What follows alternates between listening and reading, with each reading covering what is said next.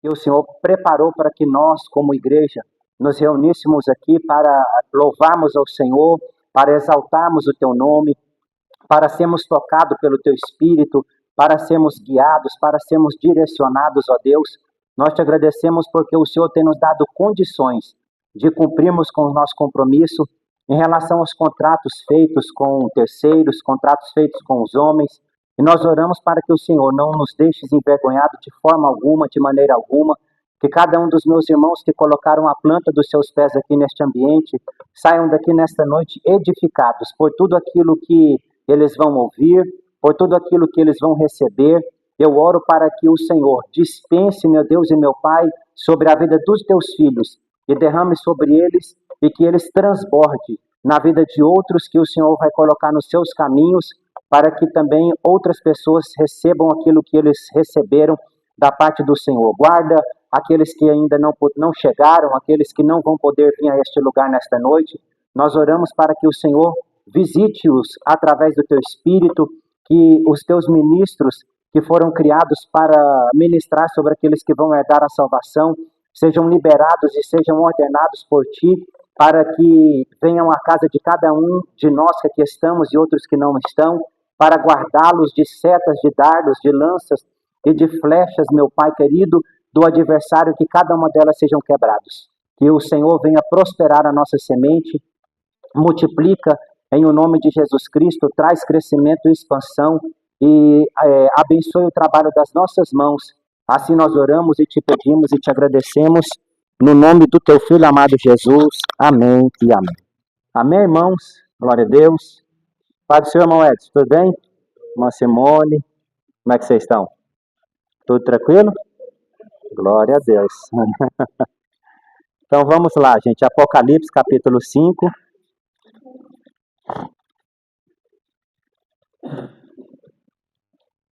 Vamos dar sequência aqui no estudo.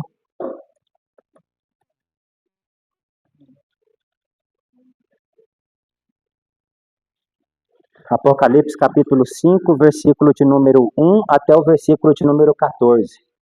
Essa noite está nos visitando aqui um amigo meu, viu, irmãos? O Jaime Candiago. Ele é lá da cidade da Daia, ele é a causa de toda a da Axia, da Laura, do Davi, da Raquel, ele é a causa. Nós nos conhecemos em Brasília, né? Ele serviu o quartel lá e acabou seguindo a carreira de militar, hoje está na reserva. Depois vocês orem por ele, ele perdeu um irmão, né, o irmão dele mais novo, bem recente agora, então esteja orando aí. É o do meio, né? O do meio. Estejam orando pela família dele, os pais dele aí, que é difícil, né? Não é o curso natural das coisas. Geralmente é os filhos que enterram os pais, infelizmente, teve essa situação ali com a família dele, mas estamos em oração e crendo que o Espírito vai trazer o consolo, né? Que somente ele nesse momento aí, para trazer o consolo, o refrigério, que a casa dele e a família dele precisa, amém? Vocês encontraram aí, irmãos? Apocalipse, capítulo 5, é difícil de achar, né? Apocalipse, né? É igual Gênesis. Ainda mais estudando 4 meses já, né? Acho que 4 meses já vai fazer. Se vocês não souberem. Ixi. Eu vi na destra do que estava sentado sobre o trono um livro. Diga comigo, um livro. Escrito por dentro e por fora, selado com 7 selos. Eu vi um anjo forte, bradando com grande voz: quem é digno de abrir o livro e de desatar os seus selos? E ninguém no céu, diga comigo, e ninguém no céu. Ninguém é ninguém, irmão. Inclui até o pai. Só que o pai, a questão aqui não é que o pai não é digno. Porque no capítulo 4, nós vimos na semana passada que os 24 anciões estão cantando louvores no versículo 11. Digno és, Senhor, de receber glória e honra e poder. Então não tem a ver com dignidade. O pai não pôde abrir o livro, nós vamos ver por outro motivo. Porque ninguém é ninguém, né? É nenhuma pessoa. E ninguém no céu, nem na terra, nem debaixo da terra, podia abrir o livro, nem olhar para ele. E eu chorava muito, porque ninguém fora achado digno de abrir o livro, nem de o ler, nem de olhar para ele.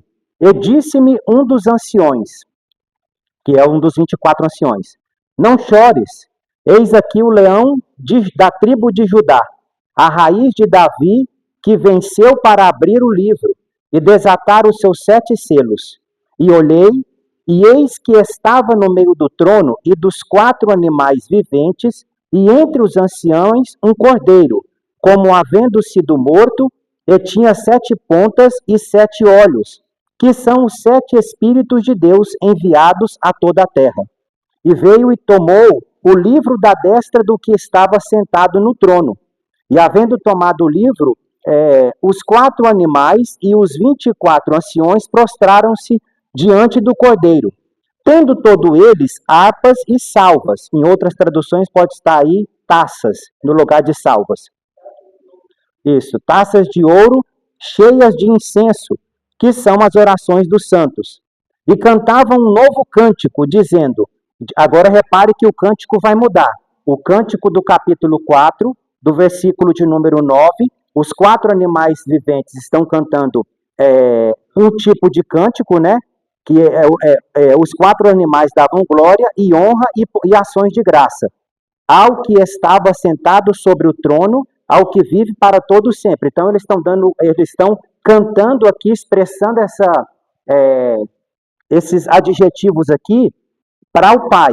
E aí os 24 anciões também cantam lá no versículo 11. Só que nós vimos na semana passada que as 2 primeiras expressões são as mesmas. O versículo 11 diz, digno é, Senhor, de receber glória e honra. Ou seja, a mesma expressão do versículo 9 é a mesma expressão do versículo 11. O que vai mudar é a última expressão, porque em vez de ser ações de graça, os 24 anciões estão dando e poder. Por quê? Nós vimos que na semana passada é através deste poder que os 24 anciões auxiliam na administração do governo do universo juntamente com o Pai. São os ministros, os 24 anciões. E nós vimos que isso aqui é temporário. Eles estão governando temporariamente até que os vencedores cheguem. Até que os vencedores cheguem, né, no rapto, no arrebatamento, e é por isso que eles estão tirando as coroas. Né? Coroa fala de posição de governo. Coroa,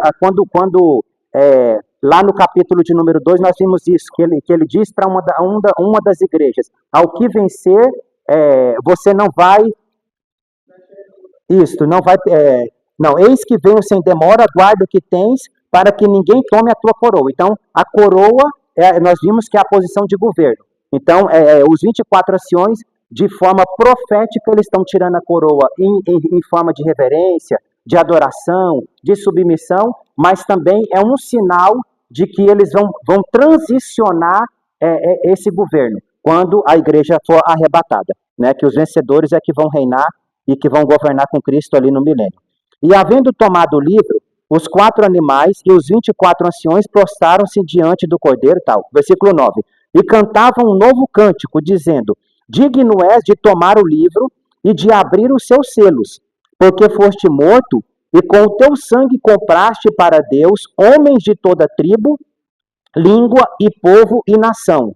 E para o nosso Deus os fizestes reis e sacerdotes, e eles reinarão sobre a terra. Então é sobre a terra, tá, irmão? Tira isso da sua cabeça que você vai morar no céu, tá? Você vai reinar com Cristo na terra. A questão de estar na eternidade é uma... Não, na terra, sobre a terra, né? Sobre. Isso aí. Quando Pedro diz para Jesus lá em Lucas capítulo 5, sob a tua palavra, ele estava dizendo assim, eu estou por baixo da tua palavra. Então, sobre é sobre a terra, né? Vai reinar com Cristo sobre a terra. Só que depois que terminar o milênio, você lembra que vai vir a eternidade? Aí vai vir uma eternidade, entendeu? Vocês pegaram essa parte aí, né?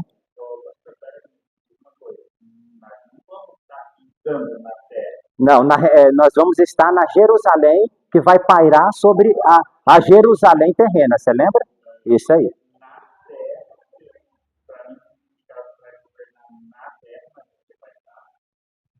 Não, isso. Vai ter a parausia, você lembra, né? A Nova Jerusalém que desce do céu, tá vindo. Ela vai fazer uma parausia. Isso aí. Isso, isso aí. Isso mesmo. Entendeu?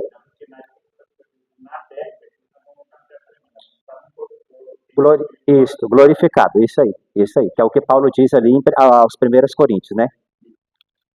E para o nosso Deus os fizestes reis e sacerdotes, e eles reinarão sobre a terra. E olhei e ouvi a voz de muitos anjos ao redor do trono. Tá chegando alguém novo, tá, irmão? Depois nós vamos lá pro capítulo 7 de Daniel, porque o capítulo 7 de Daniel corresponde ao capítulo 5 de Apocalipse, que corresponde a Hebreus capítulo 1. Depois nós vamos ver todas essas referências aí, tá? O capítulo 5 de Apocalipse é o mesmo de Daniel, capítulo 7, e é o mesmo de Hebreus, capítulo 1. E olhei e ouvi a voz de muitos anjos ao redor do trono, e dos animais, e dos anciões, e era o número deles milhões de milhões e milhares de milhares, que com grande voz diziam: Digno é o Cordeiro que foi morto de receber o poder e riqueza, e sabedoria, e força, e honra, e glória, e ações de graça. E ouvi toda a criatura que está no céu e na terra e debaixo da terra, e que está no mar, e a todas as coisas que neles há, dizer: Ao que está assentado sobre o trono e ao Cordeiro sejam dados ações de graças e honra e glória e poder para todo sempre. Agora você percebe que juntou todos os cânticos, né? Lá do capítulo 4, as expressões juntaram todas aqui. E os 4 animais diziam: Amém. E os 24 anciões prostraram-se e adoraram ao que vive para todo o sempre. Vamos lá para Daniel, só para confirmar com você aquilo que nós falamos aqui.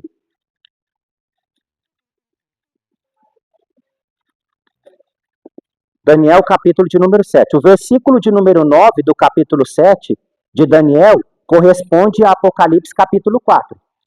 Nós passamos já sobre isso.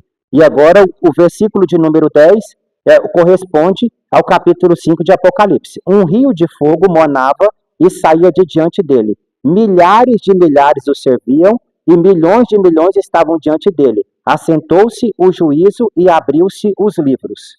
Repare que não é só um livro, né? Tem um livro da vida, tem um livro das lágrimas. Então, assim, Deus tem vários livros, né? O de Apocalipse é um livro. E aí nós vamos ver que livro é esse. E o escritor aos Hebreus também vai falar bem a respeito disso aí, mas depois no decorrer do estudo a gente vai ler que corresponde também ao capítulo, porque aquilo que nós lemos lá no capítulo 7 de Daniel corresponde ao versículo de número 11.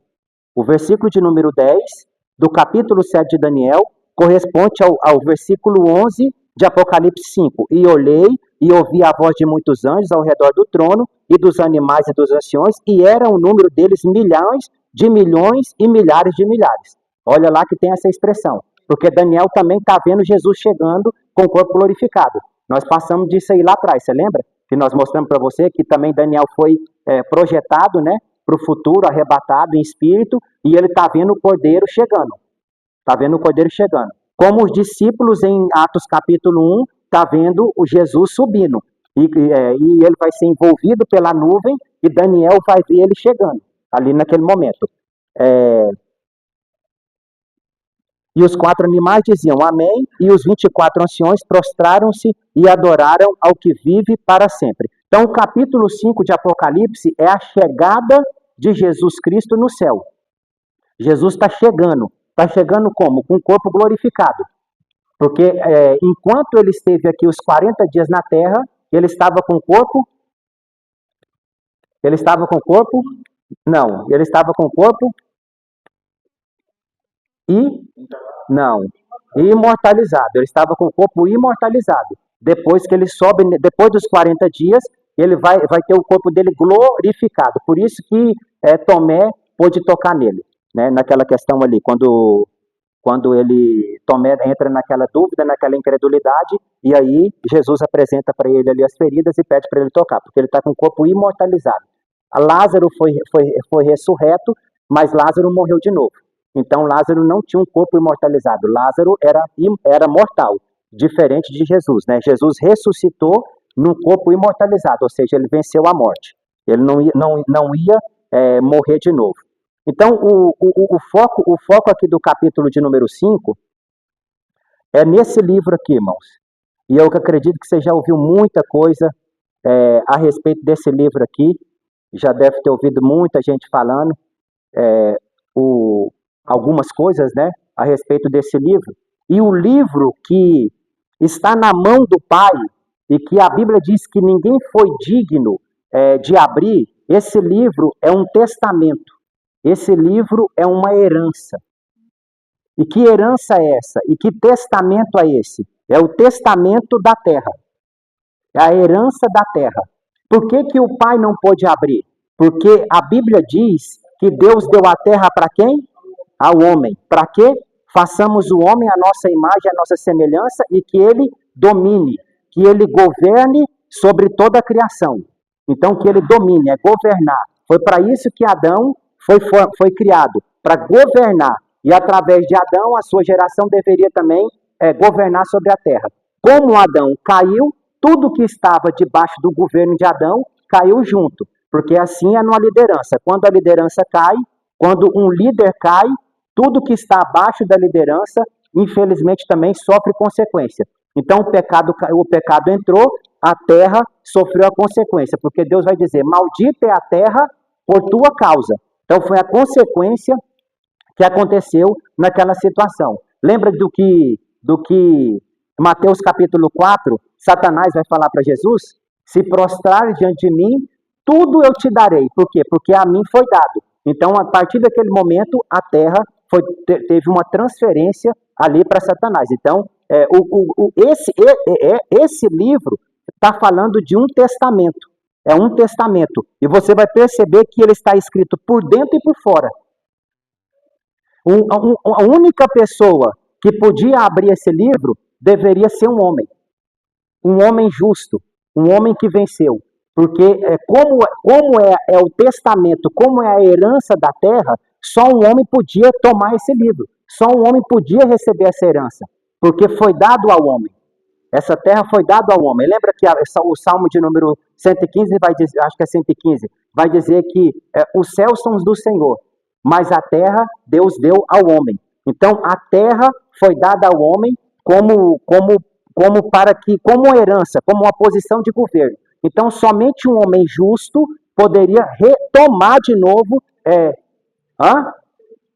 115:16. Então só um homem justo poderia tomar de novo esse livro da mão do Pai, da mão do Senhor. Só que você repare, lembra que o texto vai dizer que eu falei com você a respeito dos 7 selos, do número 7 que nós estudamos? O número 7 é um número de completude que diz respeito a tudo aquilo que é referente à terra. Então, tudo que é 7 na Bíblia está falando e apontando para tudo aquilo que é criado. Por isso que o livro está com 7 selos, porque o livro fala a respeito da terra. Então, fala a respeito, dentro do livro, está todo o conteúdo de Apocalipse. O desatar dos selos é o Apocalipse. Então, dentro do livro, que ele está escrito por dentro e por fora, vai falar do quê? Do propósito de Deus em relação à terra, em relação à igreja, em relação a Israel e em relação ao universo. Dentro desse livro tem contido e está escrito tudo isso que eu te disse aqui, a respeito de mim, de você, a respeito da terra, a respeito de Israel e a respeito do universo. Então, quando Jesus está chegando aqui quando Jesus está chegando aqui no céu, o texto vai dizer que um anjo forte, bradando com grande voz, está perguntando: quem é digno de abrir o livro e desatar os seus selos? E ninguém no céu nem na terra, nem debaixo da terra podia abrir o livro, nem olhar para ele. E aí o que acontece? João chora. Por que ele chora? Porque João está vendo alguém que está sentado num trono e ele vê, irmão Daniel, aquela grandeza que ele não consegue expressar. Então ele vai expressar que nós vimos no capítulo 4, né, que parecia sardônica, parecia ônix, porque não tem como expressar a pessoa de Deus. Então, a coisa era tão extraordinária que ele viu, e o que ele está pensando? Como é que ele não dá conta de abrir o livro? E segundo, João entende que o livro que está na mão do Pai é o testamento. Só que para um testamento ser aberto, o que tem que acontecer? Não, alguém tem que morrer. Alguém tem que morrer. Só que João está vendo que aquele homem lá é impossível. É impossível, porque ele está vendo que aquilo é tão grande. E é isso aí, entendeu? E João está entendendo, porque João está discernindo. Então ele está vendo aquilo lá e está dizendo, esse cara não vai morrer nunca. Ele não vai morrer nunca, então nunca vai abrir o livro. Por isso que ele está chorando. E aí o anjo vai falar para ele, não, calma que alguém já fez a obra. Calma que alguém já executou o propósito. Calma que alguém já realizou o projeto. Então o testamento é isso, precisa de alguém morrer para que esse testamento seja aberto. Isso é natural. Paulo vai falar sobre isso em uma das epístolas. Bom, a gente já falou, geralmente o testamento também é um advogado. Jesus, ele é o advogado. E é ele que vai abrir o livro e é ele que vai desatar os selos. Geralmente é um advogado. E não é isso que João diz? 1 de João, capítulo de número 1, né? Que Jesus é o nosso advogado, né? É isso aí. Isso, que vai abrir ali, né? Então o João tá compreendendo e está entendendo que aquilo que vai acontecer ali, ele vai falar, quem que vai abrir esse livro? Porque precisa de alguém morrer, e esse que está sentado no trono não vai morrer. Por isso que o texto aqui vai dizer que ele chora. E aí no versículo de número 4 diz assim, e eu chorava muito, porque ninguém for achado digno de abrir o livro, nem de o ler, nem de olhar para ele. E disse-me um dos anciões, não chores, eis aqui o leão da tribo de Judá, a raiz de Davi, que venceu para abrir o livro e desatar os seus 7 selos. Então, olha como é.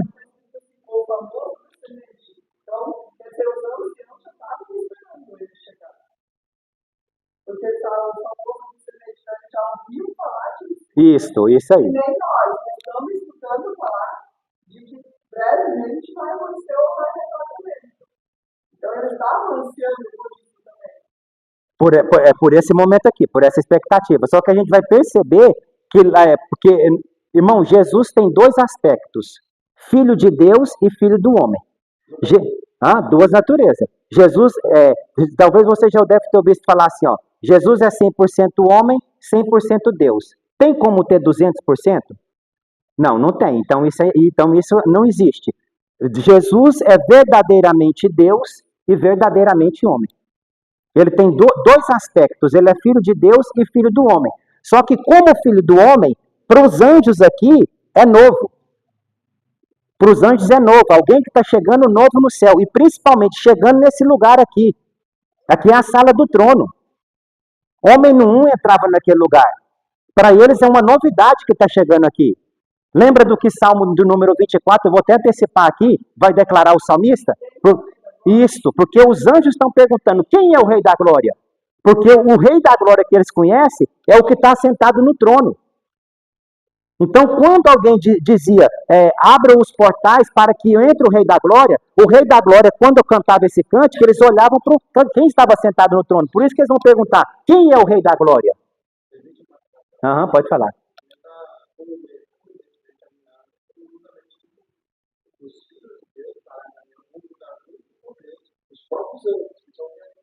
Os anjos caídos, né? Nós vamos julgar os anjos caídos. Paulo também vai falar isso. Não sabeis vós que quando tá acontecendo alguma coisa na igreja de Corinto, aquela divisão, aí Paulo vai dizer, um leva para o tribunal, o outro leva para o tribunal. Será que vocês não podem sentar na igreja aí e julgar isso? Vós não sabeis que vocês vão julgar o mundo? Paulo vai falar sobre isso. Então a igreja vai julgar o mundo com Cristo. E aí quem está chegando aqui, irmão, para os anjos nesse sentido, no aspecto de filho do homem, é novo. É alguém novo que está chegando ali. É alguém novo. E o corpo de Jesus, irmão, ele vai sendo glorificado a partir do momento que ele está entrando nesse ambiente. Depois nós vamos ver alguns versículos ali. Por isso que quando o salmista diz, levantai, ó portais eternos, para que entre o Rei da Glória. Alguém vai perguntar, quem é o Rei da Glória? Aí um vai responder, o Deus forte e poderoso que criou o céu e a terra. Levantai, ó portais eternos. Que portais eternos é esse? Em outras traduções diz portais antigos. Lembra quando Adão cai? Quando Adão cai, a Bíblia diz que Deus tira o casal do jardim que estava plantado no Éden. Irmão, o jardim não é o Éden. O Éden vem de Adamar. Vem de Adamar, deixa eu explicar aqui como que eu vou colocar isso aqui para vocês. Cor vermelha, de Edom, vermelho como a terra. Então, assim, o jardim foi plantado no Éden. Então, o Éden não é o jardim, o Éden é a terra. Um jardim que está plantado no Éden. Isso aí, entendeu? Porque às vezes você deve ter ouvido na catequese, em algum lugar assim, o jardim do Éden. Não, o jardim que estava plantado no Éden. No Éden. E quando o homem cai, o que acontece? Ele é expulso daquele lugar. Ele é expulso daquele lugar. O que Deus vai colocar ali? Dois querubins, vai colocar 2 anjos e vai colocar a espada flamejante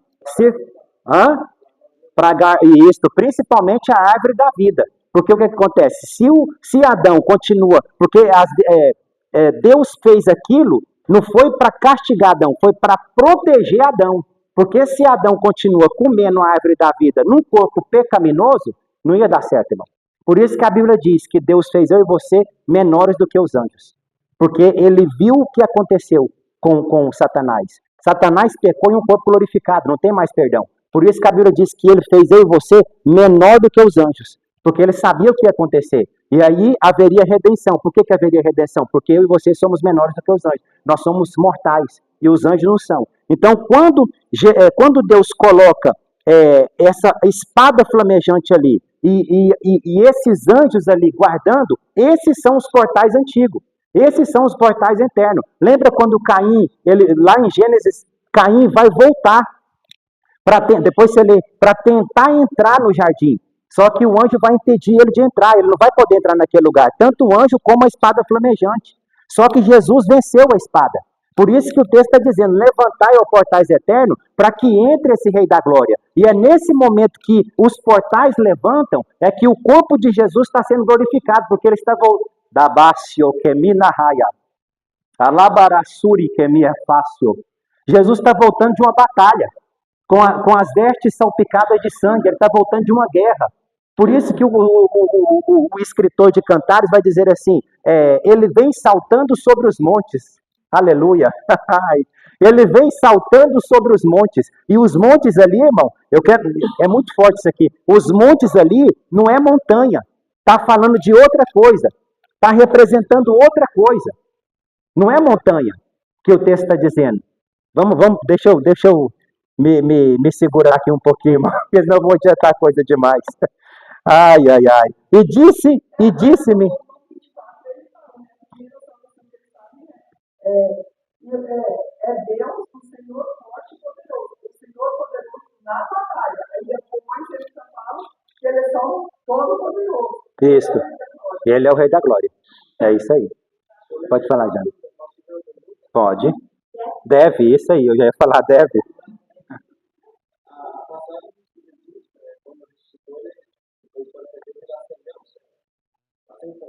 Isso. Não, na realidade é uma dimensão espiritual, né? Aonde Adão estava, havia uma dimensão espiritual. Havia uma dimensão espiritual, entendeu? Aham. Como é que Deus encabeçou a humanidade? Isso, e a terra. E a terra. Você lembra que eu disse para vocês que a terra de Lúcifer era diferente da terra de Adão, né? Que a terra de Lúcifer era uma terra de mineral e a de Adão era uma de vegetal, né? Por isso que Deus planta, eu falei isso lá no comecinho, não sei quem pegou essa aula, né? Por isso que Deus planta o jardim. Mas havia, Adão, também como Cristo, tinha 2 naturezas. Também como Cristo tinha 2 naturezas, porque para comunicar... Isso aí. Porque ele morreu no espírito. É, isso aí, ele morreu no espírito.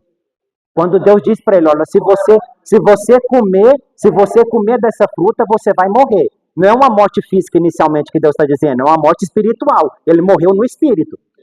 Qual é a natureza de Adão? Ele tem duas naturezas. Não, ele é homem e também espiritualmente falando, né? Só que Adão, na realidade, ele era mais espiritual do que carnal. Direta, isso aí. Direta. É isso. É. Quando Deus pergunta para ele assim, aonde tu estás, Adão? Agora eu vou perguntar para vocês para ficar mais claro. Quando Deus pergunta assim, aonde tu estás, Adão? Irmãos, Deus é onisciente ou não? Então por que ele está perguntando isso? Ele sabe onde Adão está. Ele sabe onde Adão está, né? Essa pergunta no original é. Espiritual, que tinha sumido, Hã? então essa pergunta, o Adão espiritual tinha separado. Aonde você se perdeu em você mesmo? Esse é o sentido, Adão. Aonde você se perdeu em você mesmo? Porque agora você tá ouvindo a minha voz, e antes era uma comunicação, ligado assim, ligado na tomada, entendeu? Assim, era muito, era fibra ótica, né, irmão? Ligado direto no trono ali, entendeu? E aí rompeu o cabo, e aí a comunicação. Isso aí. Se perdeu no sentido de medo. Ficou de escada. No sentido de medo, né? Adão, porque por isso que ele está dizendo, onde você se perdeu em você mesmo? Por que você está com medo? Era nesse sentido. Fazer uma comparação quando o filho na casa de pai não foi ensinado, o pai fala. Então, ô meu filho, ele já, até o semblante dele já muda. Isso. Sentimento de medo. Isso aí. Que outra hora não tinha. Por isso que ele se perdeu nele mesmo. Então vocês lembram, eu parei aqui na questão do Caim, né?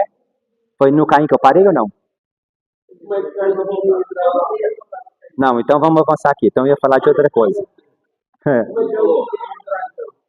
Não, ele não entrou, né? Ele voltou. Depois a Bíblia diz que ele coloca.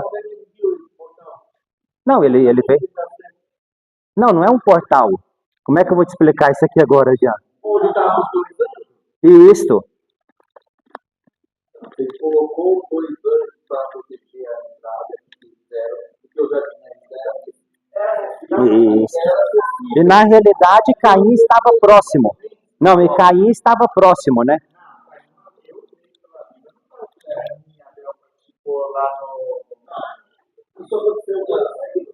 Depois lá fora. Eles só tiveram filho depois do Arão, né, pastor? Eles só tiveram filho fora do jardim.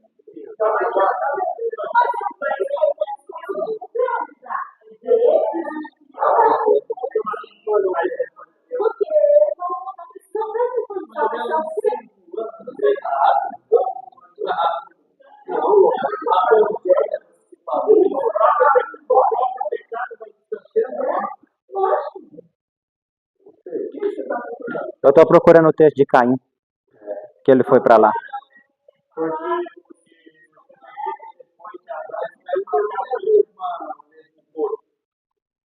Não, lógico que não, né? Lógico que não. 4:17?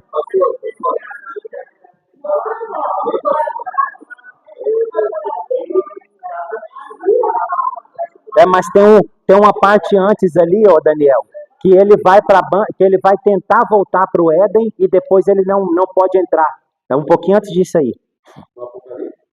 Não, Gênesis.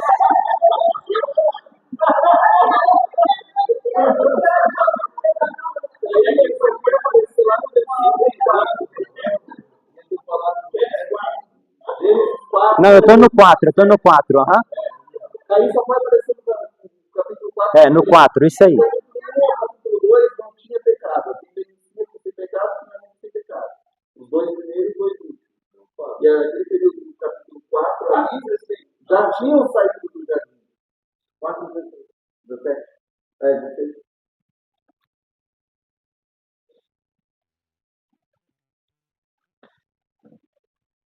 Em seguida, o Senhor pôs o original caiu para que se alguém encontrasse uma casa, então caiu, saiu do Senhor e foi morto na região. Isso, ele saiu para a banda do Oriente do Éden, tá vendo? Ele está próximo ao Éden. Só que aqui, antes disso, ele tenta, eu vou achar um texto porque fala bem claro, que ele tenta, ele quer voltar para o Éden, mas aí ele não pode entrar, porque o anjo não deixa ele entrar. Para esse jardim, né, irmão? O Éden é a terra, né?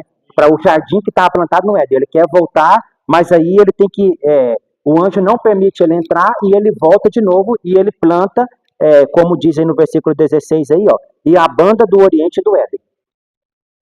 Então ele está bem próximo ao Éden, né? Ao Éden, que é o lugar de delícia ali, né, no caso, o ambiente. Era a região onde começou tudo Isso, tudo ali. No Oriente ali, né? Questão ali, próximo a Israel ali, aquela questão ali. Ó, Achou aí? então Caim saiu da presença Isso, é esse texto aí que nós estamos lendo. de morar na região de Nod, que fica ao leste do oeste. Isso aí. É bem nisso aí. Porque ele quer voltar para o lugar do jardim do Éden. Mas ele não permanece nesse lugar ali, porque o anjo não vai deixar ele entrar. Foi colocado uma espada flamejante ali naquele lugar. E tem anjos ali guardando, né, aquele ambiente. Que não vai deixar ele entrar. Hã? Porque a gente não vê, não tem acesso a ver o Éden, é porque o pecado foi tanto, né? A gente viver o Éden. É como hoje, né, irmãos? A nossa comunicação com Deus mesmo. Não é que nós não podemos comunicar. Nós estamos cercados de tantas situações que nos distrai e que nos desfoca, fazendo com que nós não consigamos ouvir, estar sensível à voz de Deus. Não é que Deus mudou, é porque a gente está num ambiente tão de distração e tão coisas fazendo a gente perder o foco, que a gente tá tendo dificuldade de ouvir a voz de Deus. É celular, é internet, é muita coisa. Amigo de Deus, né? Abraão, Moisés, né? Hã? E hoje é possível? Então, hoje ainda é possível. Basta o homem querer, né? E basta o homem querer relacionamento, como o irmão Alex aqui falou. Deus quer ser achado, mas para isso nós temos que buscar Ele de todo o nosso coração. Isso aí, irmão, tem que ter renúncia. E disse-me um dos anciões, não chores, eis aqui o leão da tribo de Judá, a raiz de Davi, que venceu para abrir o livro e desatar os seus 7 selos. Repare que o anjo, porque a maneira que João vai ver é uma coisa, o anjo vê um leão. Porque ele está dizendo aqui, ó, eis que o leão da tribo de Judá, a raiz de Davi, que venceu. Então Jesus é o leão da tribo de Judá que venceu o quê? Ele venceu o pecado, não os pecados. Porque o pecado é a árvore, os pecados é o fruto da árvore. Paulo fala muito isso em Romanos, tá? Quando você vê, então, o pecado, quem me livrará da natureza desse corpo mortal, né, que eu estou preso? Quer dizer, o pecado. Então, o pecado é a árvore. Os pecados são os frutos que esta árvore ela produz. Então, Jesus, ele venceu o quê? Ele venceu o pecado. E quando os anjos o veem, quando os anjos o veem como filho de Deus. Aqui como o leão da tribo de Judá. Porque você vai perceber que João está vendo ele como cordeiro. Por que os anjos não veem ele como cordeiro? Porque os anjos não precisam de ser remidos. Os anjos não precisam de remissão. Quem precisa de remissão são os homens. Os anjos, ele veem ele como o leão da tribo de Judá, porque ele venceu o inimigo de Deus. Ele venceu o adversário do Pai. Por isso que os anjos veem ele como o leão da tribo de Judá. E João agora, e olhei, repare, no versículo 6, e olhei, e eis que estava no meio do trono, e dos 4 animais viventes, e entre os anciões, um cordeiro, como havido sido morto. Foi no mesmo instante, irmão, João está vendo isso aqui, no mesmo instante que Jesus foi morto, lá na cruz. Como havido sendo morto. Foi no mesmo instante que João está vendo. Você está entendendo que João foi arrebatado em espírito, né, irmão? João está contemplando, está vendo na eternidade, ele contemplou Cristo lá de forma natural, visível, sendo crucificado, não viu? Agora ele está vendo nesse momento aqui, quando ele é crucificado, e ele tá contemplando no mesmo instante o que está acontecendo. Porque para mim, para você, há um tempo, a gente parece que está vendo aqui cronologicamente, né? Na eternidade não tem tempo, né, irmão? Nem espaço, nem tempo, né? Não tem passado, nem futuro e nem presente, né? É a eternidade, né? É um círculo, você lembra que nós vimos, né? É um círculo, não é uma reta. Que eu e você, nós vivemos num paralelo reto, né? Passado, presente e futuro.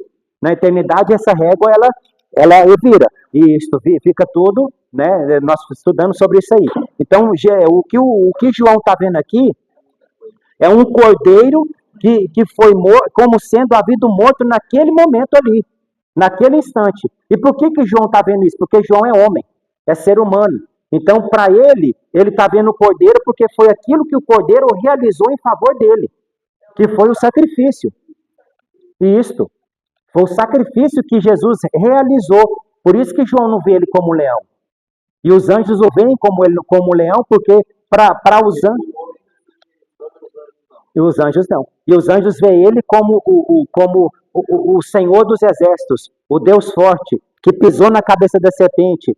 Os anjos veem Jesus como o cumpridor da primeira profecia messiânica, lá de Gênesis 3,15. Quando Deus é que libera a primeira profecia messiânica. Isto, né? Eu porei inimizade entre ti e a mulher, entre a semente dela e a tua semente. E ele vai pisar na cabeça da serpente e vai esmagar a cabeça da serpente. E foi isso que aconteceu. Então os anjos estão vendo ele como leão que venceu porque ele cumpriu a profecia de Gênesis 3,15. E depois ele continua dizendo aqui.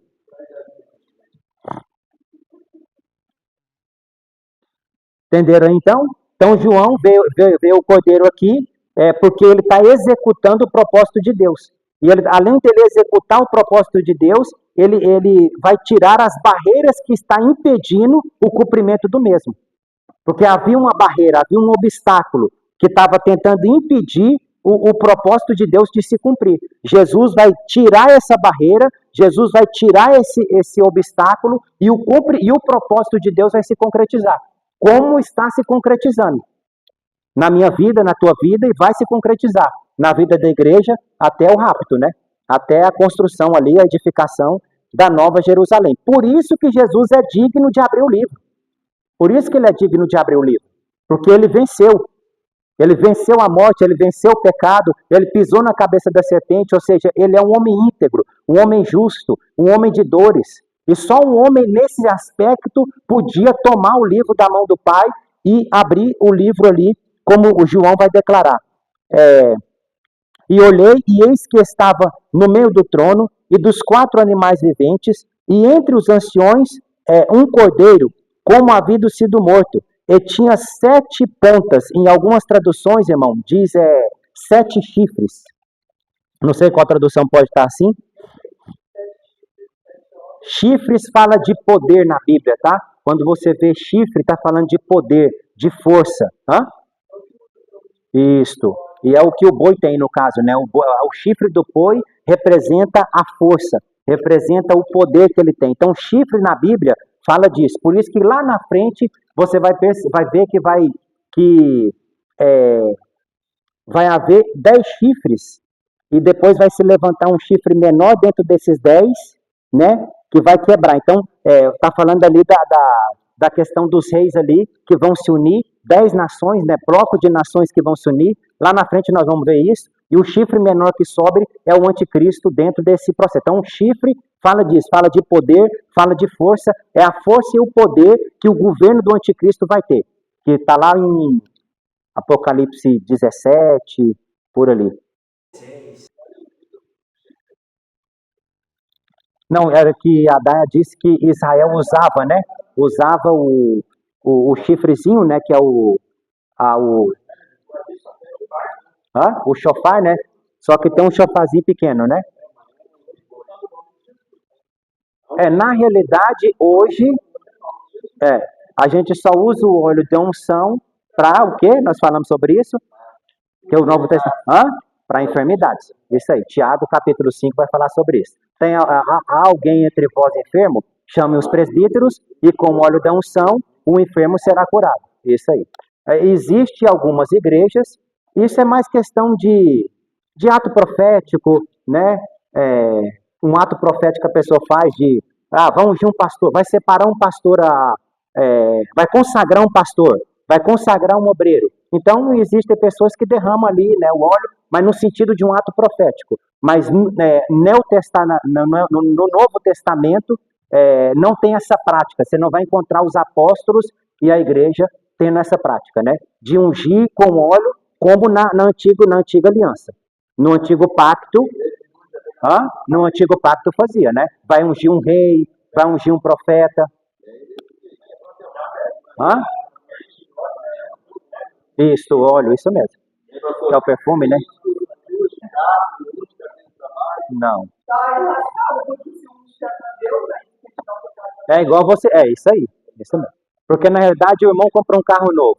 Pastor, você pode orar pelo meu carro? Sim. Pastor, você pode consagrar o meu carro? Então você tem que dar ele para a igreja, irmão. Então para Deus. Porque você está consagrando. Se eu consagro esse equipamento aqui, irmão, eu não posso pegar esse equipamento aqui e levar ele para a balada, para o forró. Isso aqui é consagrado, isso aqui é de Deus. Como é que eu vou pegar isso aqui agora, eu levar um utensílio aqui e levar para cantar no forró, na balada? Não dá, né? Entendeu? Bailão, isso mesmo.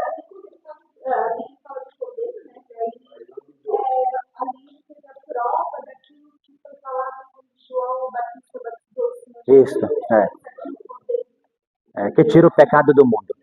Isso aí. É porque na realidade tem uma tradição lá atrás do primeiro pacto, né, irmão? Então um cordeiro tinha que ser imolado. Lembra lá do que acontecia quando Moisés faz ali o tabernáculo, né? Isso, né? Tinha ali o que era imolado, e aí a história vai dizer, a tradição judaica, que um era solto, né? Ali um era imolado e o outro era solto. Né? O cara colocava a mão na cabeça, um morria, e aqui está aqui. O que estava com a mão na cabeça era solto porque eles entendiam de forma profética que carregava isso aí, levava o pecado embora, que foi o que Cristo fez. Então tudo vem numa simbologia, né? Uma tipologia bíblica. Isso mesmo, muito importante. Isso aí é bíblico que o Candiaco falou, né? Porque Hebreus capítulo 6 vai falar sobre isso, sobre imposição de mãos. E diz que ainda, diz que a imposição de mãos são rudimentos da fé cristã, irmão. Ou seja, é o ABC da fé cristã, o que Paulo está dizendo.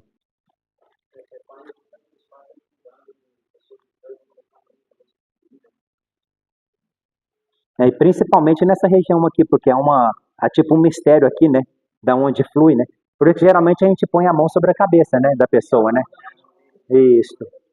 Da moleira, isso aí.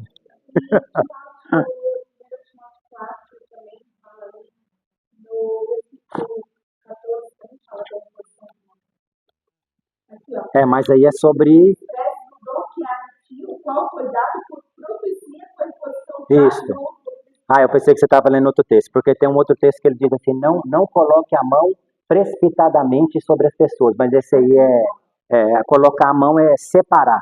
Por exemplo, chega um neófito aqui e eu imponho a mão sobre ele, separando ele para um ministério. Aí Paulo está dizendo, não seja precipitado em impor as mãos no sentido de você consagrar a pessoa, entendeu? Porque vai dar problema. Então leia para nós, irmã Simone.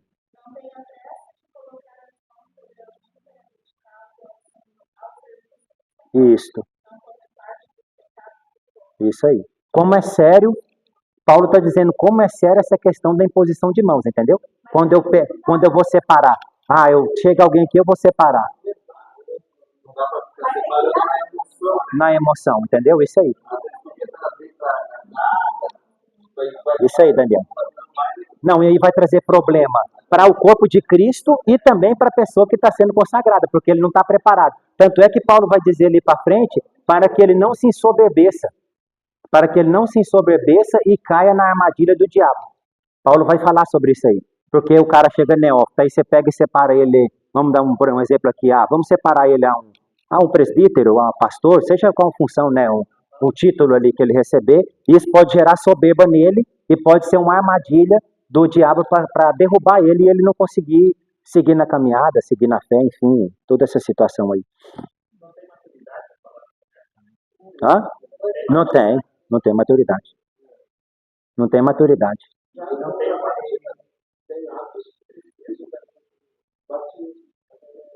Isso, isso mesmo.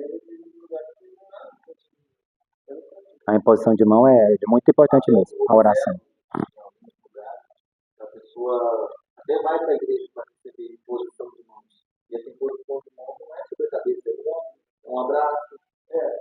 Não tem o trabalho que realmente foi chamado. Biblicamente nos orienta a fazer, né? Que a Bíblia nos orienta a fazer. Aí eu vou, abraço ele, mando um ombro.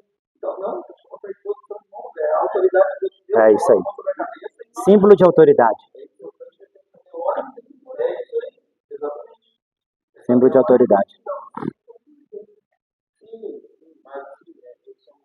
Mas na questão de ato, quando chamou para receber imposição de mão, então tem que saber também impor as mãos, mas tem que ter a autoridade para impor as mãos. Quem está vindo impor as mãos, recebeu autoridade, né? Recebeu autoridade, isso. O demônio pode derrubar com uma chuva, dar um tesourão no pescoço. É os filhos de Cefas, né? Lá em Atos, né? E aquela situação que está aí com o demônio, eu estou morando pelo cara que o demônio. E ele tentou uma coisa comigo, eu segurei ele, amarrei no espírito, e ele ficou. Isso chegou uma outra pessoa que se dizia da vida, por trás dele, cara, foi como se fosse uma energia. É uma energia. Ele chegou perto, o cara, como se ele tivesse dado um mortal para trás, ele agarrou o cara no tesourão e começou a enforcar o cara com as duas pernas no pescoço do cara. Então ele sentado no canto, e aí sim, tira a gravata, bota assim, sai, apertado, e o negócio é forte. Ele posicionava também as mãos lá na Universal. Mostrando que se não sair no nome de Jesus, pega a Bíblia, taca na cabeça, puxa o cabelo, né? Você não dá um pisão assim,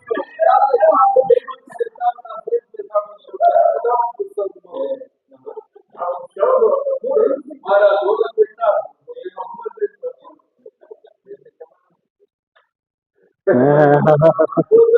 Quando o bicho é feio, eu falo sério, quando o bicho está feio mesmo, não tem gente com autoridade para segurar, porque não é qualquer um que não pode segurar. A gente tem que ter autoridade para amarrar. Porque senão o bicho é feio, coisa. É feio. Vamos voltar aqui então, gente. E olhei e eis que estava.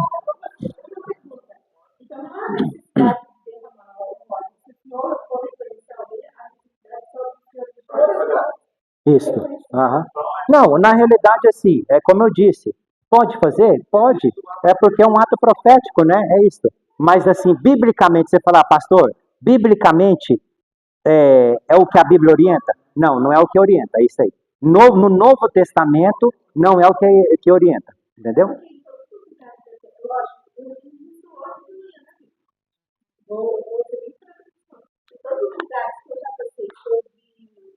Até como disse que Sim. mas não há essa necessidade. Não tem. Tem algum problema fazer? Não, não tem problema nenhum fazer. Não tem. Isto é um ritual, um ato profético. É um ato profético que você está fazendo. Mas não pode virar mania. Só que é isso, não pode virar hábito. Hábito, né? Amuleto, Tudo vão ungir, isso.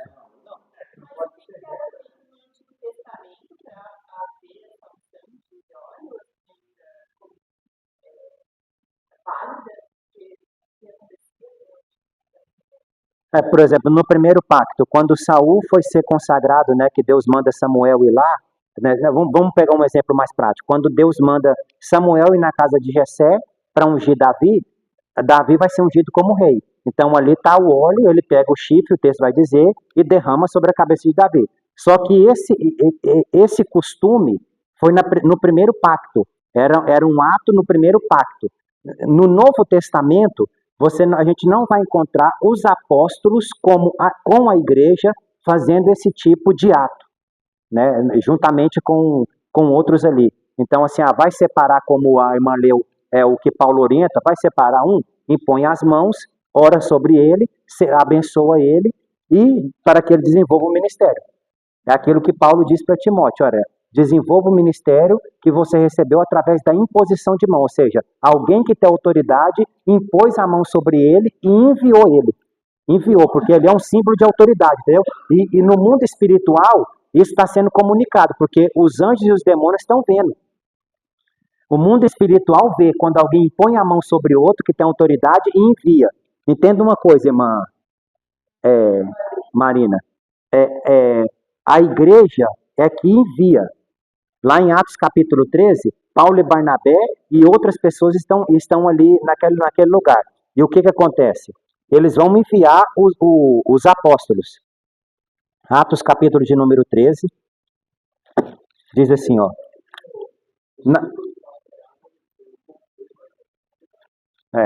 Isso aí. Ó,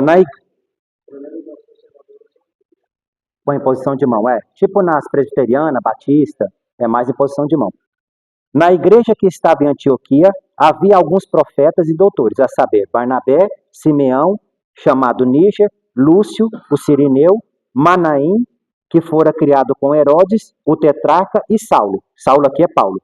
E servindo ele ao Senhor e jejuando, disse o Espírito Santo: apartai-me a Barnabé e a Saulo para a obra a que os tenho chamado. Então, jejuando e orando, e pondo sobre ele as mãos, os despediram. Ou seja, é a igreja que despede. A igreja tem autoridade para enviar. Paulo e Barnabé não pode sair assim e falar, eu vou para Corinto plantar a igreja. Não, tem uma igreja atrás dele. A igreja que envia. O Daniel está aqui, nós somos a igreja, nós vamos enviar o Daniel lá para a África, então agora nós vamos aqui orar, e vamos orar pelo Daniel, impor as mãos sobre ele, alguém que tem autoridade está transferindo a autoridade para ele, para quando ele chegar na África, ele tem autoridade, no mundo espiritual, o mundo espiritual reconhece que lá atrás ele foi enviado, ele não caiu de paraquedas no lugar, entendeu? Não é transferência, de autoridade, isso aí. Isso. Isso aí. Está sendo delegado, irmã, entendeu? Está sendo delegado, porque é muito perigoso quando... Transferência.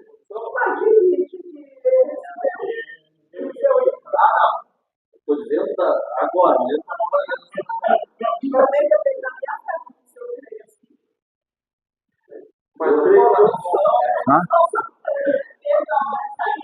Aí vai da fé de cada um, né? Se vocês acreditam, né, irmãos? Na transferência de unção, vai da fé de cada um, né?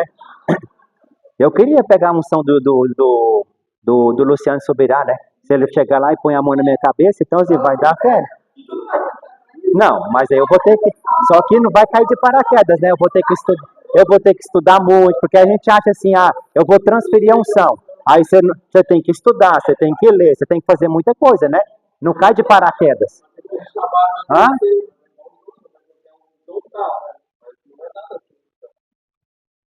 E a Bíblia diz que o Espírito dá os dons a cada um conforme ele apraz, né? Então, assim, eu orei pedindo um tipo de dom, mas o Espírito Santo não me deu aquele dom. Então, foi porque não aprazou a ele, no caso, né? Foi não foi o que eu queria, foi o que Deus quis me dar. Como assim para você, né? Isso aí, a obra dele. Entendeu, Marina? Aqui? Captou, não? Então você viu claramente que os discípulos, os apóstolos não estão jogando óleo em Saulo e Barnabé. Eles só estão impondo as mãos e liberando eles, como com símbolo de autoridade. Não vão, que a igreja de Jerusalém liberou vocês para irem. Ou seja, no mundo espiritual eles têm autoridade, porque é muito perigoso. Vamos dar um exemplo de novo aqui do Daniel. O Daniel quer ir para a África. É muito perigoso ele pegar e sair daqui sem alguém que tem autoridade enviar ele. Entendeu? Isso pode dar um problema para ele lá na frente, na questão do mundo espiritual e toda essa situação toda. Há uma diferença nisso aí. Vamos voltar aqui então, irmãos? Nós paramos aqui no versículo de número 6, eu estava falando dos chifres. Então, o chifre aqui, esses 7 chifres, ele representa o poder na luta. Fala da força, E o número 7 está falando da intensidade, né, desse poder. Porque os 7 chifres aqui, irmão, o número 7 é simbólico aqui, né? Está falando de um sinal, uma simbologia. Está falando de uma completude, de uma intensidade. Que esse poder e essa autoridade, essa força que Jesus Cristo vai exercer como juízo na terra, vai ser intenso, vai ter força. Então, por isso que está falando do número 7. Depois você vai perceber aqui que ele tem 7 olhos, e os olhos servem para observar, os olhos servem para ver, para enxergar. Né? Jesus está com 7 olhos aqui, são 7 olhos observadores, ele está observando. Para quê? Para ele estar esperando para executar o juízo de Deus sobre a terra, a fim de cumprir o propósito de Deus, que vai se consumar na edificação da Nova Jerusalém. A edificação da Nova Jerusalém é a completude do propósito de Deus, com relação aos projetos e aos propósitos que ele tem para realizar ali, que são os 7 Espíritos de Deus enviados sobre a terra, ou seja, os 7 Espíritos estão atuando na terra, e você lembra que eu disse para você que não fala de 7 Espíritos, né? Está falando também da intensidade, né? Da movimentação do Espírito de Deus na terra, está falando da força, da intensidade que esse Espírito está se movendo aqui na terra. E aí você pode ler também Isaías capítulo 11. Vai falar que o Espírito de Deus está sobre mim, que me ungiu para pregar, aí vai falar sobre os 7 Espíritos que estavam sobre Jesus. Sabedoria, depois você lê lá que eu não lembro todos de cor. Então ele fala sobre essa questão aqui. E veio e tomou o livro da destra do que estava sentado no trono. E havendo tomado o livro, os 4 animais e os 24 anciões prostraram-se diante do Cordeiro, tendo todos eles harpas e taças, na minha aqui está salvas de ouro, cheias de incenso, que são as orações dos santos. Aí você lembra que eu disse para você na última lição, que nós falamos sobre, que no capítulo 8 de Apocalipse vai falar também que, vamos ler ali, e veio outro anjo e pôs-se junto ao altar, tendo um incensário de ouro, e foi-lhe dado muito incenso, para o pôr com as orações dos santos, de todos os santos, sobre o altar de ouro que está diante do trono. Então aqui está falando da mesma coisa, né?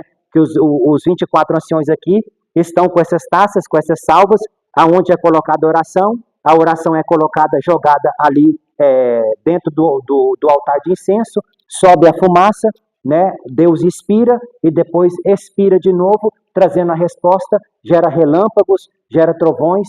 Nós falamos isso aqui da semana passada, né? E também a respeito de que a terra é do homem. Então nós falamos que todo espírito que quer interferir e que quer agir na terra fora de um corpo, ele é ilegal. Todo espírito que quer se manifestar ou fazer algo aqui na terra fora de um corpo, ele está quebrando uma lei, ele é ilegal. Por isso que a igreja é o corpo de Cristo. É onde Cristo se movimenta através da igreja. Por isso a importância de orar. Por isso que quando Jesus vai ensinar o discípulo a orar, ele vai falar o quê? Pai nosso que estás no céu, santificado seja o vosso nome, venha a nós o vosso reino, seja feita a vossa vontade, aqui na terra, como ela é feita no céu. Então, ou seja, a vontade de Deus, ela não está sendo feita. Então, por isso que eu tenho que orar, porque a oração é o trilho aonde a vontade de Deus se manifesta. Eu oro, porque, irmão, Deus sabe. Às vezes as pessoas perguntam para nós assim, mas se Deus sabe de todas as coisas, por que orar? Porque Deus é um espírito. Se ele mover na terra, se ele tocar e fizer algo aqui fora de um corpo, ele está quebrando uma lei que ele criou, ele está sendo ilegal. Por isso que Satanás entrou na serpente, porque ela precisava de um corpo para se manifestar. Então eu e você precisamos orar para que Deus manifeste a vontade dele aqui na terra, através de nós seres humanos, como o corpo de Cristo, aqui na terra, como igreja.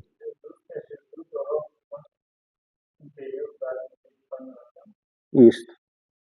30 anos só, né? Que ele ficou orando, né? E depois 3 anos, né? Viveu 30 anos para desenvolver um ministério de 3 anos e meio. Então quer dizer, deu o quê? 1%? 10%, né? É isso aí. Aí a gente hoje vê as pessoas chegando hoje na igreja e querendo que todo o propósito de Deus se cumpra amanhã, irmão.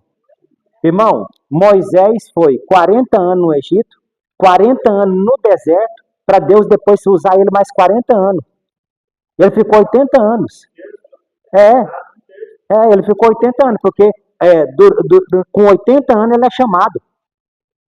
Você lembra que ele ficou na casa do Jetro? Cuidando das coisas de Jetro? Depois que ele vai e tem um encontro na sarça. Quando ele foge do Egito, ele tem 40 anos. E aí foi mais 40 anos sendo treinado, irmão, porque ele está sendo treinado. Ele foi treinado em um ambiente que era no palácio. Não, aí Deus disse assim, meu filho, para você cuidar desse povo aí, esse ensinamento aí não vai servir não. Eu vou ter que te botar no deserto. E foi para o deserto, e aí treinou ele no deserto. Por isso, irmão, que você não pode conduzir ninguém por um caminho que você nunca passou. Por que Moisés, quando ele disse para o povo assim, olha, não bebe dessa água não, cuidado que ali tem serpente, a serpente pode te morder. Por quê? Porque ele passou por aquele lugar. Então ele sabia da direção, ele sabia da orientação. Eu não posso dar direção e orientação a alguém por um caminho que eu nunca passei. Como que eu vou falar de casamento se eu não sou casado? Como que eu vou falar de educação de filhos se eu não tenho filhos? Isso aí, de Candiaga, é autoridade, isso mesmo. Autoridade para falar. Eu tenho autoridade no assunto, porque eu passei por aquele caminho. Então, Deus nos treina, Deus nos molda, Deus nos prepara. E o lugar que Ele nos prepara, irmão, é no deserto, irmão. Eu sei que ninguém gosta dele. Eu sei que a nossa alma quer fugir desse ambiente. Mas é nesse lugar que Deus nos molda. É nesse lugar que Deus nos prepara, que Deus nos lapida, que Deus nos forja. Para quê? Para nós suportarmos as pressões lá na frente.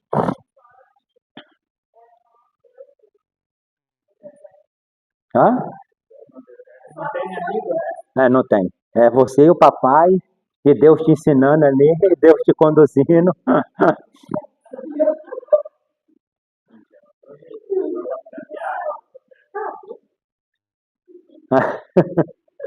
E cantavam um novo cântico dizendo, digno és de tomar o livro e de abrir os seus selos. Irmãos, depois você já grava aí, os selos, eles não foram abertos em sequência, tá? Porque quando a gente vai entrar no capítulo 6 na semana que vem, vai ficar parecendo que ele abriu os selos na sequência. Deixa eu só ler para você aqui, ó. Na outra quinta. E havendo o cordeiro aberto um dos selos, capítulo 6, versículo 1, e havendo o cordeiro aberto um dos, não está falando que é o primeiro. Então, os selos não foram abertos sequencialmente, tá?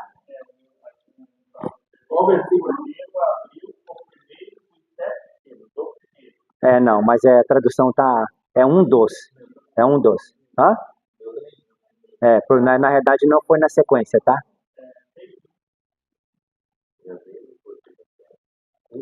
O seu tá um dos, né?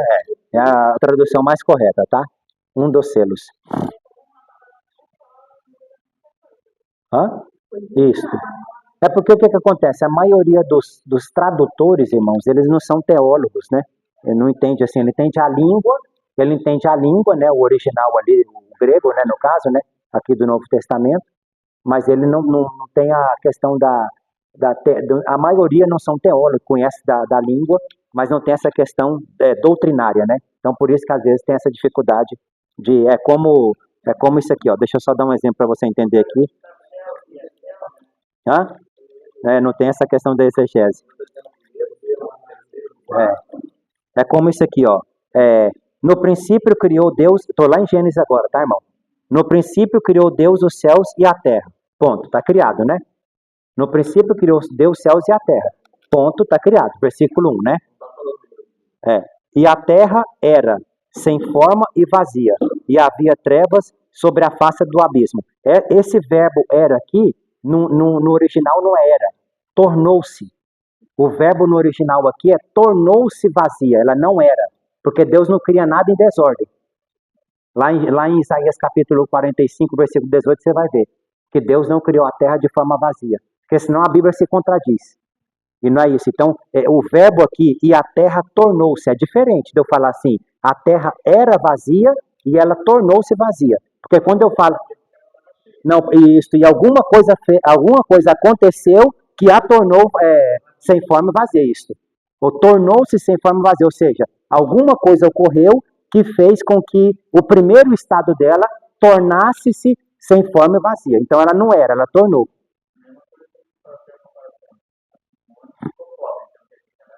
Isso mesmo. Isso mesmo.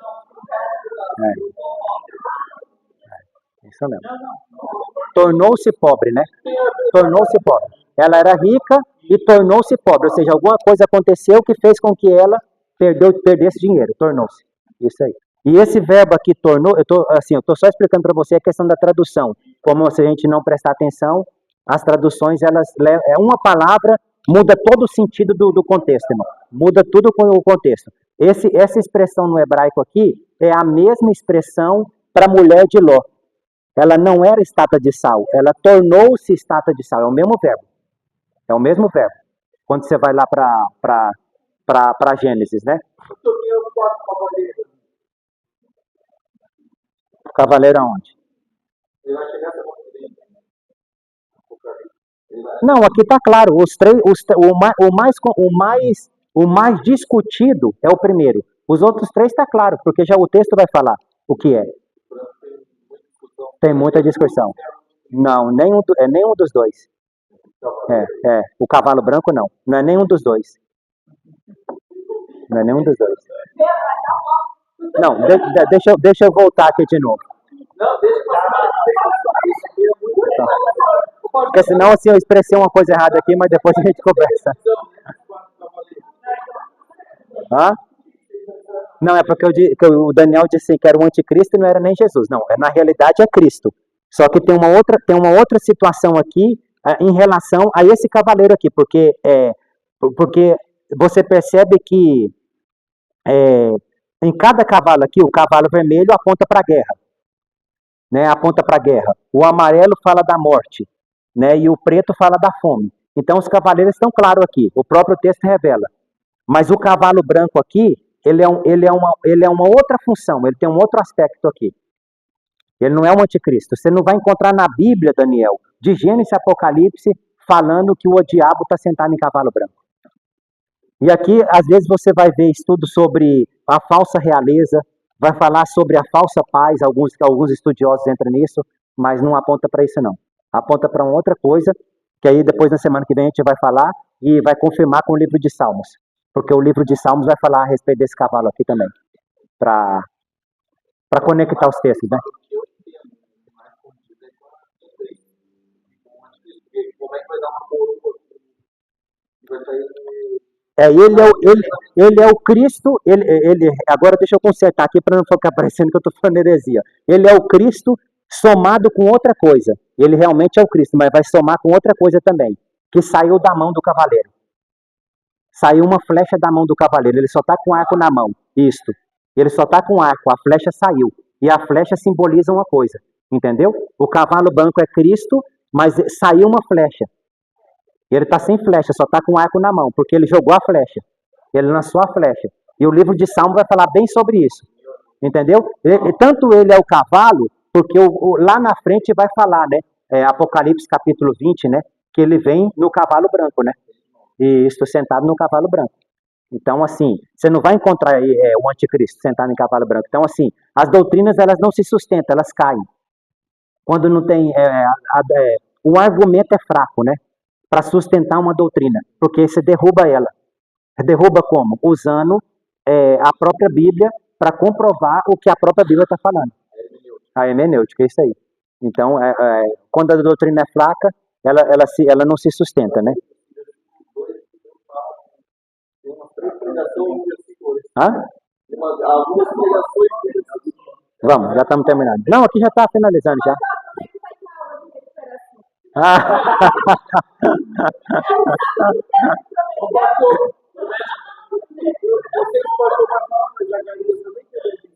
Hã? Na realidade, Zacarias teve a visão dos quatro animais viventes, né? Vamos voltar lá então? Então vamos lá.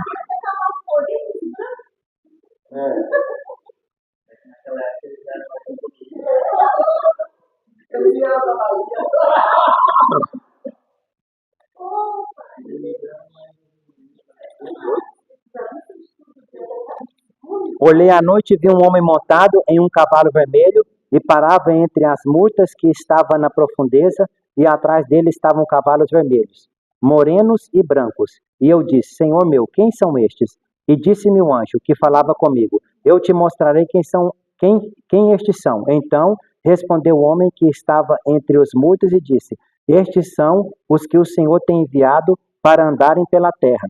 E eles responderam ao anjo do Senhor, que estava entre as murtas, e disseram: Nós já andamos pela terra, e eis que toda a terra está tranquila e em descanso. Então o anjo do Senhor respondeu e disse: Ó Senhor dos exércitos, até quando não terás compaixão de Jerusalém e da cidade de Judá, contra as quais enviaste irado estes 70 anos? Respondeu o Senhor ao anjo que falava comigo: Palavras boas, palavras consoladoras. E o anjo que falava comigo me disse: Clama dizendo, assim diz o Senhor dos exércitos: Com grande zelo estou zelando por Jerusalém e por Sião, e com grandíssima ira estou irado contra as nações em descanso, porque, estando eu um pouco desgostoso, eles auxiliaram no mal. Portanto, o Senhor diz assim: Voltei-me para Jerusalém com misericórdia, a minha casa nela será edificada, diz o Senhor dos exércitos, e o cordel está estendido sobre Jerusalém. Clama outra vez, dizendo: Assim diz o Senhor dos exércitos: As minhas cidades ainda aumentarão e prosperarão, porque o Senhor ainda consolará a Sião e ainda... Por isso que eu gosto de ler o contexto, entendeu, irmão? Para ver o que está falando. Porque não adianta você pegar versículo isolado, porque senão você perde o contexto. E eu acredito que o que Zacarias está vendo aqui é um outro tipo de visão, entendeu? Não condiz com... não é a mesma.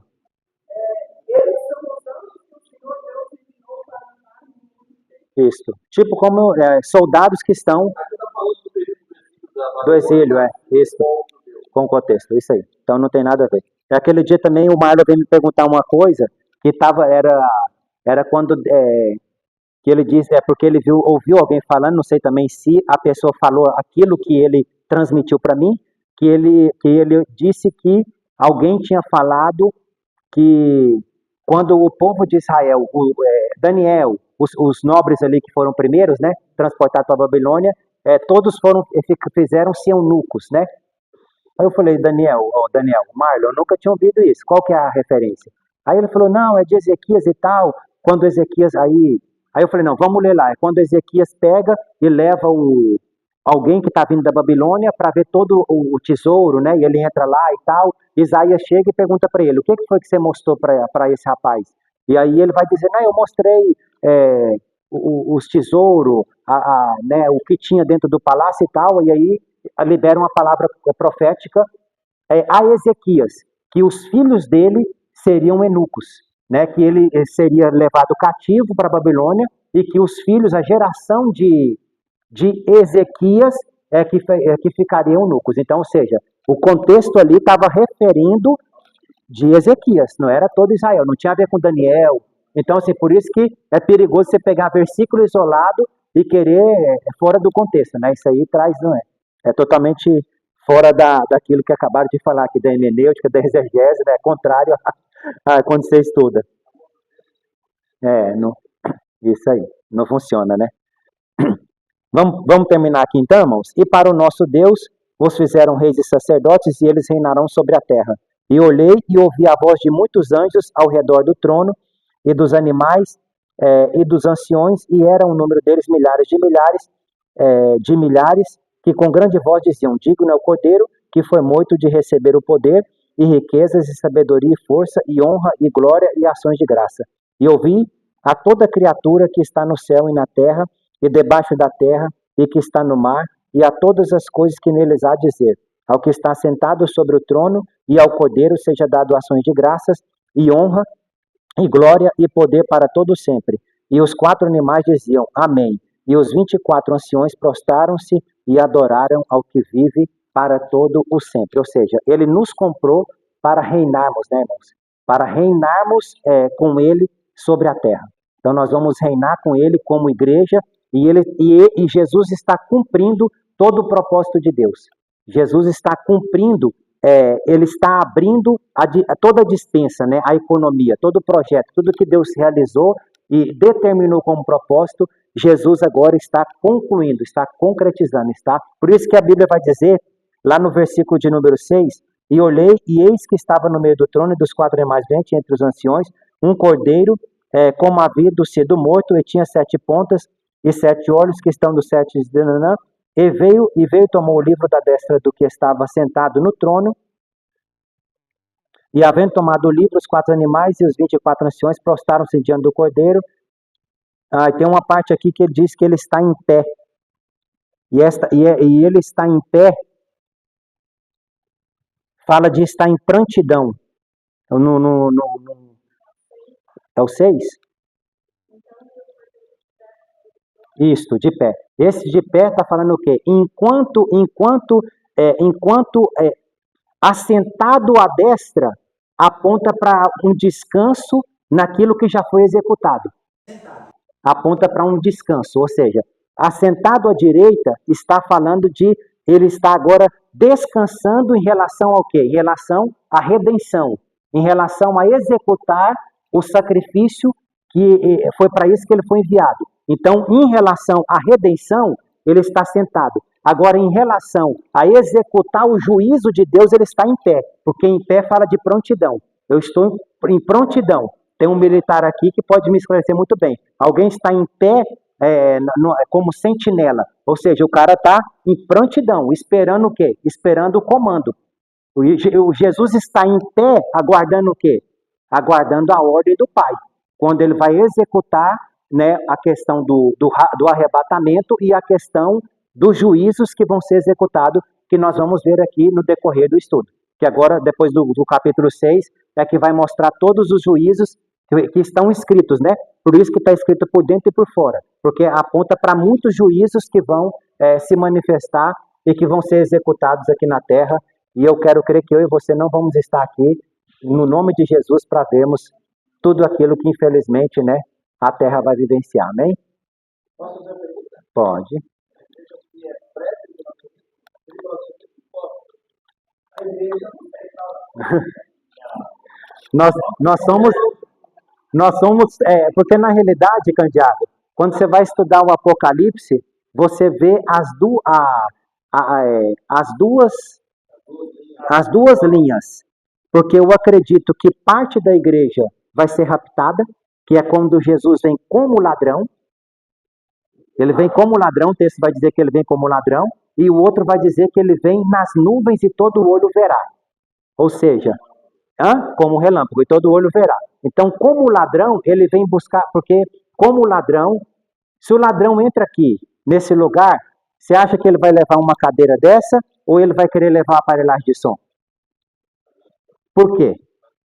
Opa, mais precioso e tem mais valor. Isto, então você pegou. Então, quando Jesus vem, não é que ele é o ladrão, ele vem como ladrão. Para pegar o quê? Para buscar o que é precioso. Então, a igreja vai ser raptada. Nem todo mundo que está na igreja, biblicamente falando, vai subir. Porque Jesus vai dizer em Mateus 24, você lembra disso? Estarão 2 no campo. Um vai subir, um vai sumir e o outro vai ficar. Estarão 2 trabalhando em uma função. Isto, em um moinho. Uma vai ficar e a outra vai subir.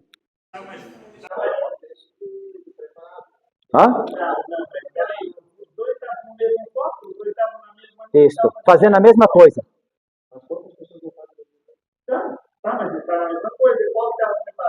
É como, vamos supor assim, tem um pastor aqui, tem um pastor aqui, tem um pastor aqui e tem um outro pastor. Eu estou fazendo a função e ele também está fazendo a função. A mesma função. E isto, o segredo, a vontade de Deus, isso aí. O segredo de tudo, isso mesmo, Edson. Isso. Só que nós estamos falando de quê, irmão? Nós estamos falando assim, vamos dar um exemplo. Se acontece o rapto, Jesus vem como ladrão, acontece o rapto. Agora, se a pessoa morre antes do rapto, ele está salvo. Ele é salvo. Vão ficar. Isso. Não estão fazendo a vontade de Deus. Isso mesmo. Ou seja, não mataram a vida da alma. Isso. É isso aí. Isso mesmo. Por isso que em Apocalipse capítulo 2 e 3, ô Candiado, você vai encontrar uma expressão lá, ao vencedor. Não ao salvo. Não ao salvo. Isso aí. Ao vencedor. Hã? Só que na realidade todas essas linhas defendem. Por exemplo, o pré-tribulacionista, se você vai pegar, ele vai pegar texto que você vai falar, não, realmente tem base. Por quê? Porque ele está enxergando isso aí. Ele está enxergando o quê? Ele está enxergando o final da última semana. Você lembra que nós estudamos Daniel, né? A última semana de Daniel, o pós-tribulacionista, ele está enxergando quando Jesus vem na nuvem. O pós-tribulacionista. E o pré-tribulacionista, ele está enxergando quando Jesus vem como ladrão. Aí eles põem todo mundo no pacote. Não, toda a igreja vai subir. Você acredita nisso que toda a igreja... Se você é pré-apóstolo, tem que fazer a mão. Não, tem que estar preparado, isso mesmo. Tem que estar preparado. Por exemplo, irmão, não tem, ó, deixa eu dizer uma coisa para vocês. Não tem a ver com vocês e não tem a ver com a nova aliança. Humanamente, naturalmente falando, você acha que eu queria estar aqui? Claro que não. Por que eu tô? Isso, matando a vontade da alma. Não, não é isso. Não. Qual que era a nossa programação? Não, a Dai não entendeu. Qual era a nossa programação? Ir para Portugal. Não era isso a programação? Ir para Portugal? Jesus falou o quê? Não, ainda não. O que eu tenho que fazer? Matar a vida da alma. Entendeu? Agora eu poderia muito bem ter pegado meu passaporte, pegado a minha família. Não, eu estou indo embora. Não podia ter feito isso? Não podia? Só que vai haver consequência. É disso que eu estou falando. Entendeu? É disso que eu estou falando. É disso que a gente está falando, da questão da vontade, ou seja, a pessoa está matando a vida da alma para viver a vontade de Deus, porque ele sabe que vai ter consequência. Isso aí. É como uma pessoa que está levando a vida no banho-maria, irmão. Ele está empurrando a vida assim. A vida espiritual dele, ele empurra com a barriga. Hã? Do Deus vivo, né? Isso aí. Eu acredito nas duas visões, Isso. Hã?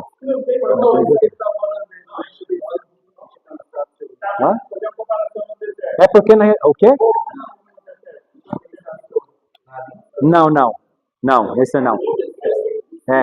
Tem 3 tipos. Tem o pré